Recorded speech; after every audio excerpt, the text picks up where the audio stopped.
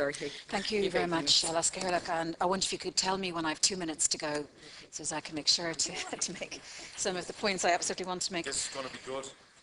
Could I just say to Senator O'Brien, in case he has forgotten, and he was talking about the measures that need to be put in place to protect society, that since 2008, this country lost 250,000 jobs during your government. And, you know, we've been through this before, but I do think it is important to remember that your government cut the carers allowance, the blind pension, the widow's pension, the Christmas bonus, child benefit, and unilaterally imposed on public servants cuts totalling over 14% in February 2009.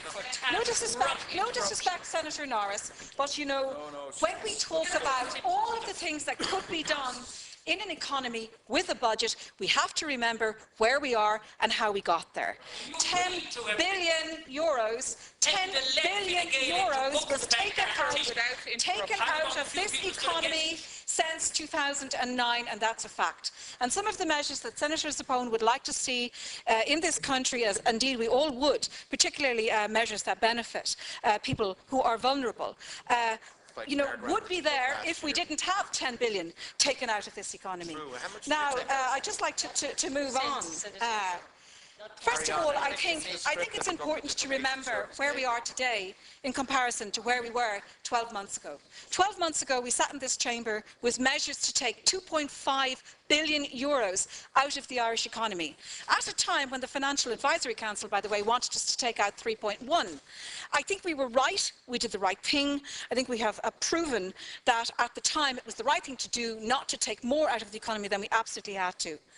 We now stand at a point where the Department of Finance have estimated that the economy will grow this year by 4.7%. The ESRI say 5%.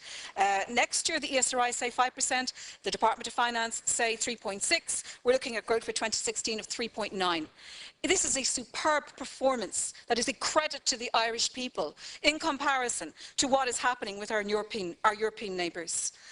Unemployment has also fallen substantially, indeed, as you said yourself, Minister, and we're looking at reaching an unemployment level of 10% next year. Now, that is not something we should be proud of, but in comparison to the over 15% level of employment that we have had in this country in the last number of years, it is something I think we can say that we're on the right road.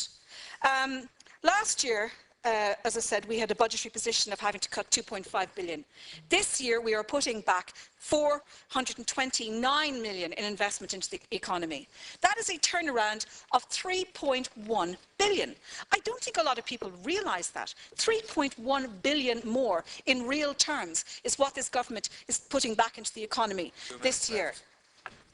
And that will cover, that increased expenditure will cover housing, social protection, health and education. And in fact, we are beginning to restore some of the measures that your government took out, Senator O'Brien, with some of the issues we are addressing in this government, in this budget. You may not be interested in Senator O'Brien. Isn't that amazing that you're not interested? That you're not interested in where we stand today because of your government's debacle in handling the Irish economy. I'm surprised that's of so little interest to you. Now, perhaps if you'd stop interrupting me, I could move on. Senator O'Brien. Can I just say I welcome the changes to the universal social charge and indeed to the extension of the tax bans that will improve position for low and middle income earners. I'd also say that this is part of a strategy of income and taxation reform that has been part of what this government has done over the last number of years. And I myself have been very pleased that we have moved taxation away from income tax more towards capital taxes and indeed other types of taxes that tax people who manage to avoid income tax in this country. I think that's something that we will perhaps have a better chance to talk more about during the finance bill. We've also seen an increase in child benefit, which my colleague Senator Maloney, I'm sure, will talk about, together with tax benefits in relation to water charges and in relation to people who are on social welfare benefits. It's good to see the elimination of the double Irish.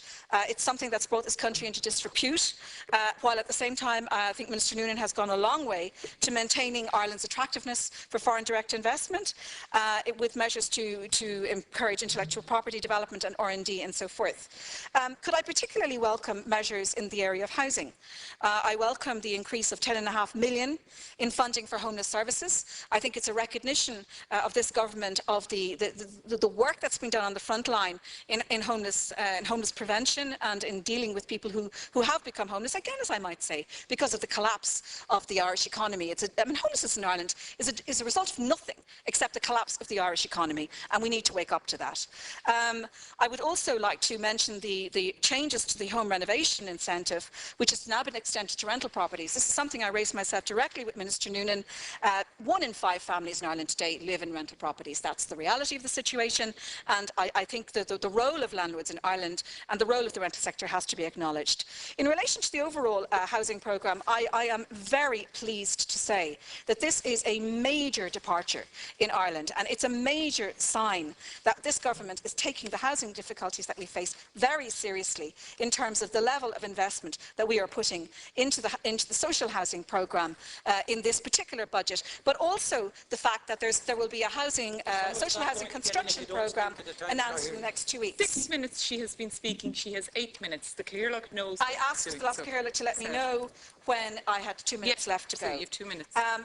The social housing programme, as we all know, is something, again, that we are having to reactivate because of the difficulties that we have had within the economy. But at the moment, we have 90,000 people on the social housing waiting list. We've 19,000 households in the Dublin area. It is very welcome that this government has seen to prioritise that particular area of expenditure.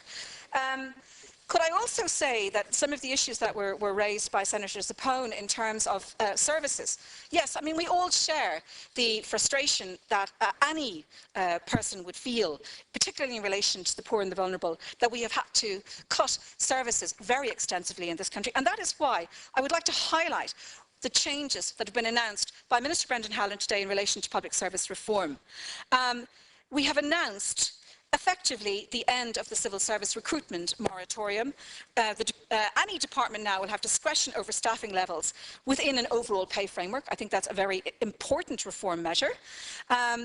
We will have additional teachers and additional Gardaí. That was also announced today by the Minister for Public Expenditure and Reform. And indeed, we will have a new plan for civil service renewal in the coming weeks.